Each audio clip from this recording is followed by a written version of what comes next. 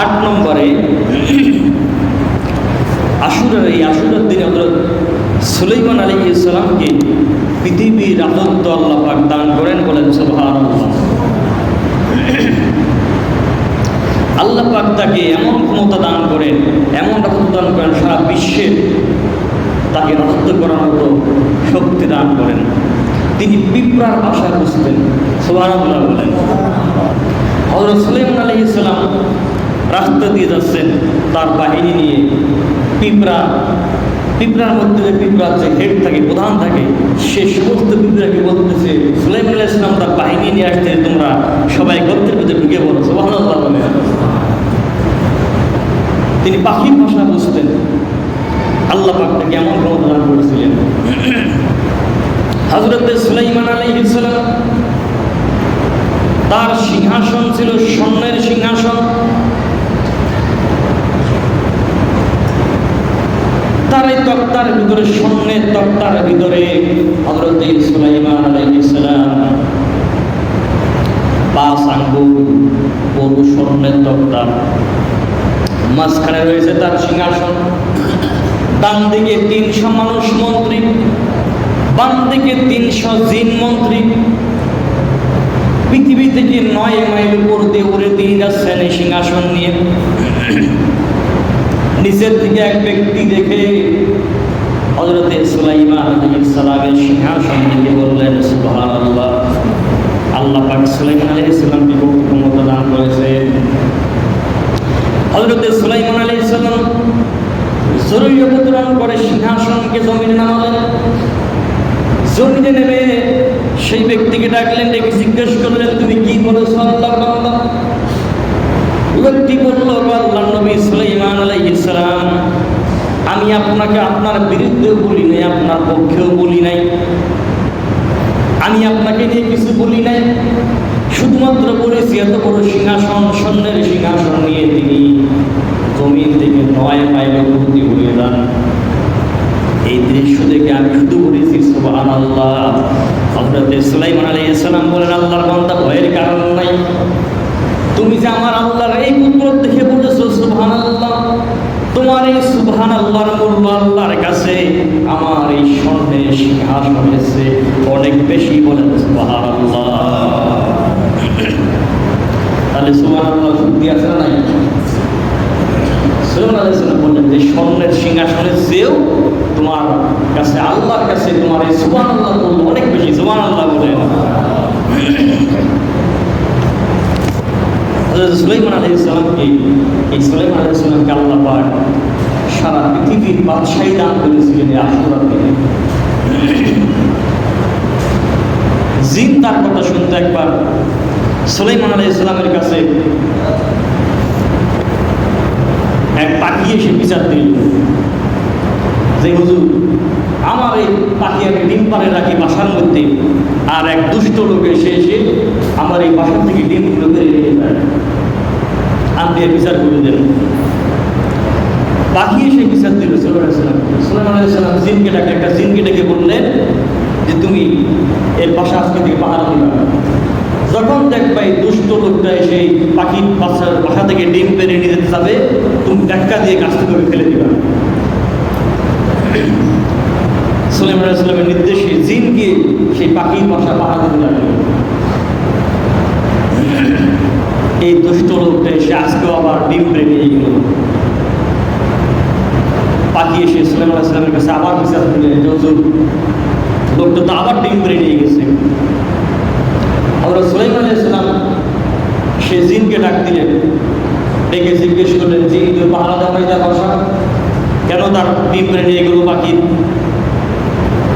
জিন বলল, আল্লাহ নবী সুলাইমান আলাইহিস সালাম, আমি অবশ্যই পাহারা দিয়েছিলাম, আমি তাকে গাছ থেকে ধাক্কা দিয়ে ফেলতে গিয়েছিলাম, কিন্তু যখন কাছে গেলাম গিয়ে দেখলাম এই দুষ্ট লোকটাকে একটা ফেরেশতা পাহারা দিচ্ছে। সুবহানাল্লাহ বলেন। আল্লাহ সুবহানাহু ওয়া তাআলা চিন্তা করলেন, দুষ্ট লোককে সেই ফেরেশতা পাহারা দেওয়ার কথা কি? ফেরেশতাকে ডাকলেন, ডেকে জিজ্ঞেস করলেন, তুমি কেন তাকে পাহারা দিবে?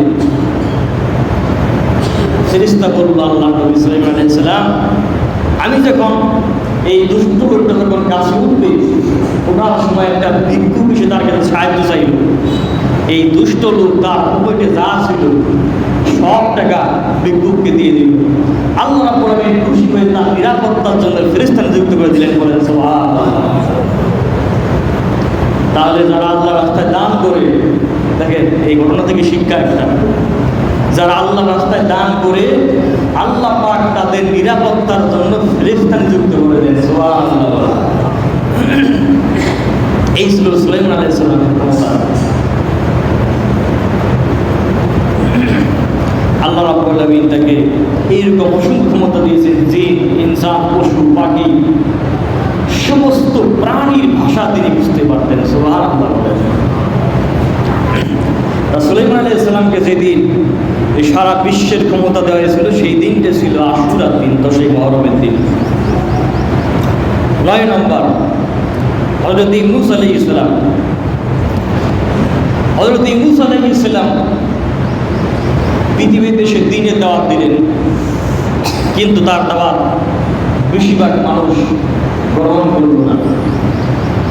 যখন লোকজন তার দাওয়াত গ্রহণ করল না, তিনি রাগ করে বললেন দেশেই থাকবো না, দেশ ছেড়ে চলে যাব।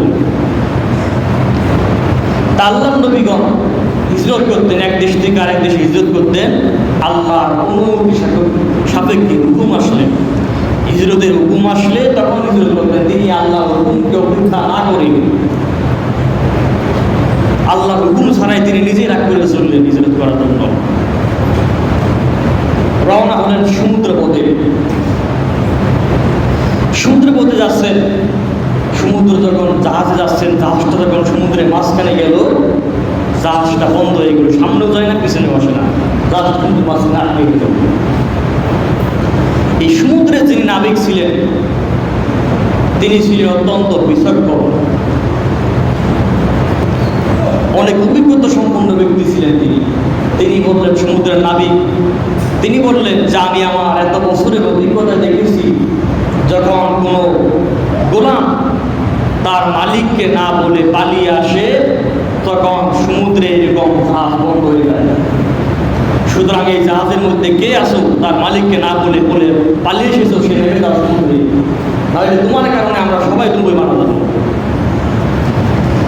কিন্তু কেউ আর স্বীকার করতেছে না। তখন লটারির ব্যবস্থা করা হলো। লটারিটা হযরত ইউনূস আলাইহিস সালামের নাম আসলো। লোকজন বললো যে না, মনে ভুল উঠছে, এই লোকটা এত সুন্দর মানুষ, এত সুন্দর কথা বলে, তিনি এই কাজ করতেই পারেন না। দ্বিতীয়বার লটারি করা হলো, দ্বিতীয়বার ইউনূস আলাইহিস সালামের নাম, দ্বিতীয়বার লটারি হলো, তৃতীয়বার ইউনূস আলাইহিস সালামের নাম হলো। হযরত ইউনূস আলাইহিস সালাম বললেন হ্যাঁ, বুঝতে পারলেন বিষয়টা। তিনি বললেন যে আমাকে ফেলে দিতে হবে না, আমি আমার মালিককে না বলে চলে আসছি, আমাকে ফেলে দেওয়া লাগবে না, আমি ইচ্ছা করেই করে যাবো। সুবহানাল্লাহ বলেন। তোমরা বাঁচো, আমার এখানে সবাইকে মরা দরকার নাই। ইউনূস আলাইহিস সালাম সমুদ্র থেকে, জাহাজ থেকে সমুদ্রের ভিতরে নেমে পড়লেন।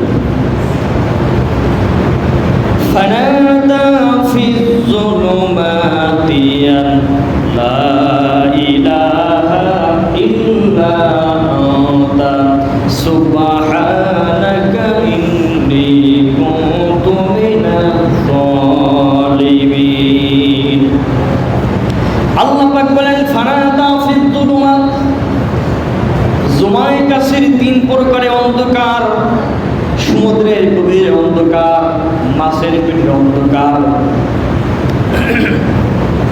রাতের অন্ধকার,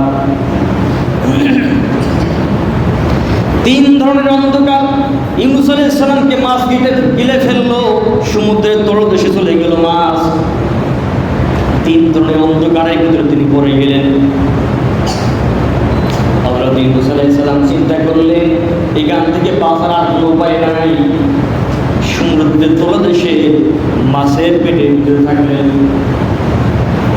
তাফসীরে এসেছে হযরত ইউনূস আলাইহিস সালামকে মাছ গিলে ফেললো, সেই মাছকে আবার আরেকটা মাছ গিলে ফেললো, তাহলে কত বড় মাছ।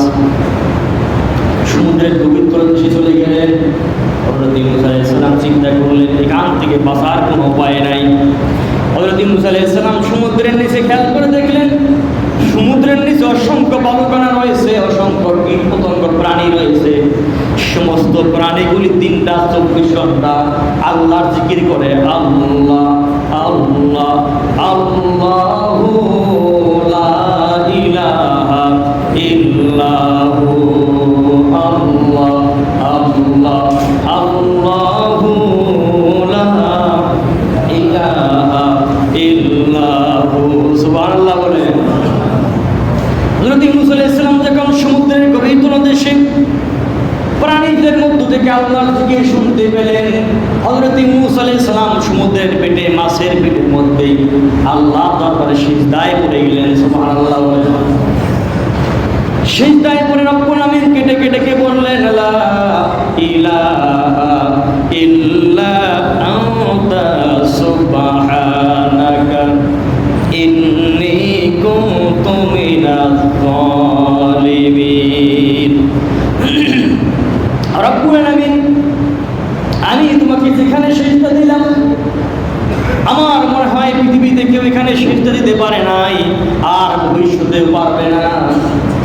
সিজদায় গিয়ে রব্বুল আমিন কেটে কেটে বললেন, বাবু তুমি ছাড়া কোনো ইলাহ নাই, তোমার পবিত্রতা বর্ণনা করি, তোমার প্রশংসা করি, আমি আমার নফসের উপর জুলুম করেছি। হযরত ইউনূস আলাইহিস সালাম এতটুকু কথা বললেন।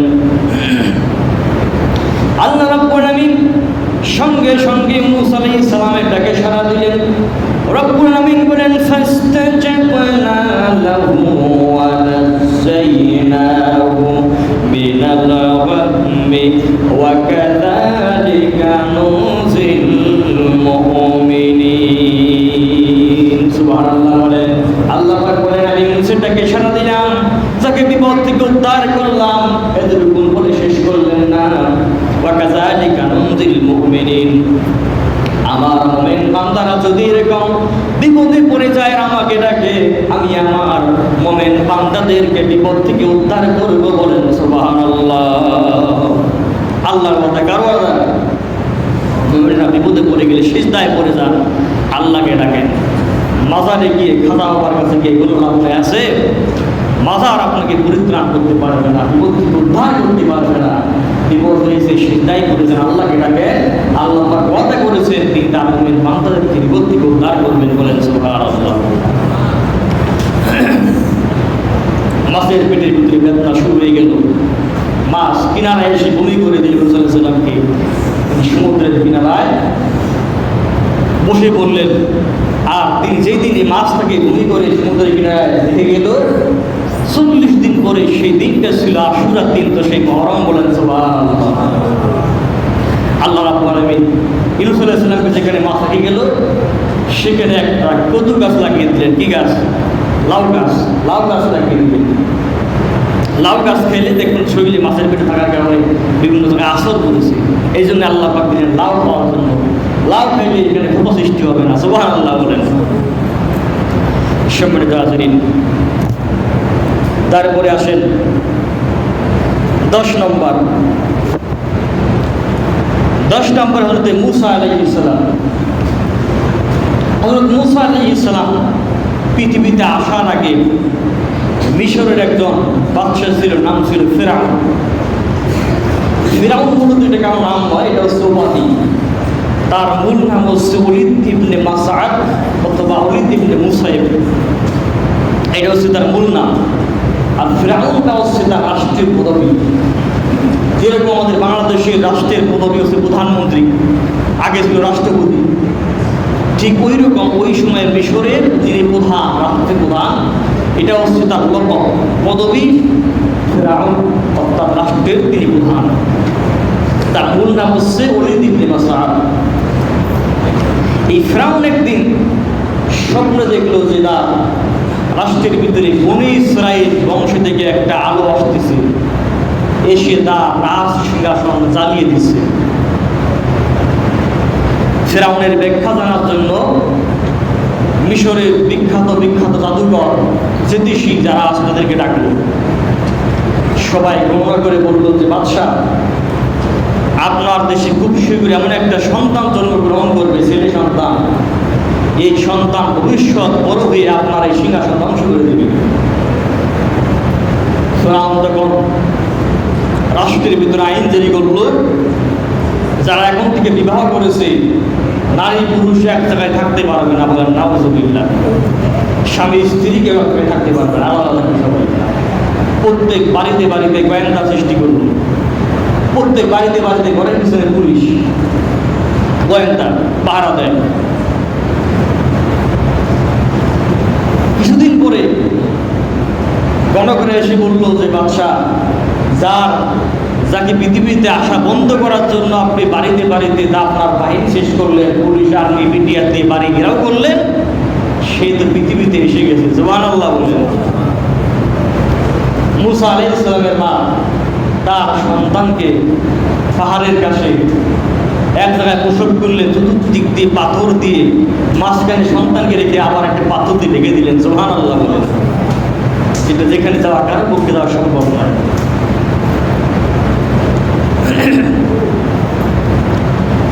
যে ঘটনা আল্লাহ রাব্বুল আলামিন কোরআনুল কারীমের ভিতরে উল্লেখ করেছেন, ইউযাব্বিহু আবনাহুম ওয়া ইস্তাহয়ী নিসাহুম, আল্লাহ রাব্বুল আলামিন কোরআনুল কারীমের ভিতরে উল্লেখ করেছেন হযরত মুসা আলাইহিস সালামকে পৃথিবীতে আসা বন্ধ করার জন্য ফিরআউন তার দেশের ভিতরে ছেলে সন্তানদেরকে হত্যা করত আর কন্যা সন্তানদেরকে রেখে দিত। কিতাবের ভিতরে পাওয়া যায় মুসা আলাইহিস সালামকে পৃথিবীতে আসা বন্ধ করার জন্য ফিরআউন তার রাষ্ট্রের ভিতরে ৭০,০০০ সন্তানকে হত্যা করেছে। বলেন নাউজুবিল্লাহ। ৭০,০০০ সন্তান হত্যা করেছে, কিন্তু মুসা আলাইহিস সালাম পৃথিবীতে আসা বন্ধ করতে পারে না। মুসা আলাইহিস সালামের মা চিন্তা করতে লাগলেন, এই সন্তানকে কেমন করে লালন পালন করব। আল্লাহ রাব্বুল আলামিন মুসা আলাইহিস সালামের মায়ের ভিতরে একটা ইলহাম দিলেন যে মুসা, তুমি তোমার সন্তানকে একটা সিন্ধুকের মধ্যে তুলে নদীর মধ্যে ভাসিয়ে দাও। বলেন সুবহানাল্লাহ। তার নিরাপত্তার দায়িত্ব আমি রব্বুল আলামিন গ্রহণ করব। হযরত মুসা আলাইহিস সালামের মা তার সন্তানকে মুসা আলাইহিস সালামকে একটা সিন্ধুকের মধ্যে পরে নদীর মধ্যে ভাসিয়ে দিলেন। আর এটা দেখার জন্য তার বোন মারিয়ামকে বললেন, মারিয়াম তুমি এটাকে ফলো করো, এই বাক্সটা কোন দিকে যায়। আশ্চর্যজনক ঘটনা, সমুদ্রের স্রোত যদি যায় সব কিছু রাখলে সেই দিকেই যাবে, ঠিক কিনা? কিন্তু মুসা আলাইহিস সালামের বাক্সটা স্রোতের বিপরীত দিকে যাচ্ছে। সুবহানাল্লাহ বলেন। স্রোত যায় দক্ষিণ দিক, বাক্স যায় উত্তর দিক। সুবহানাল্লাহ বলেন। আল্লাহর কুদরত। মুসা আলাইহিস সালামের বোন মারিয়াম ফলো করতে লাগলেন বাক্সটা কোন দিকে যায়। বাক্সটা যেতে যেতে ফিরআউন তার স্ত্রী আসিয়াকে নিয়ে সমুদ্রের কিনারার পাশে বসে গল্প করতেছে। এমন সময় বাক্সটা এসে তাদের সামনে দাঁড়ালো। বলেন সুবহানাল্লাহ। বাক্সটা এসে ফিরআউনের রাজ দরবারে এসে সামনে দাঁড়ালো, যেখানে আসিয়া এবং ফিরআউন তার স্ত্রী শুধু বসে বসে গল্প করতেছে। এমন সময় তারা খেয়াল করে দেখে তাদের সামনে একটা বাক্স। বলেন সুবহানাল্লাহ। অবশ্যই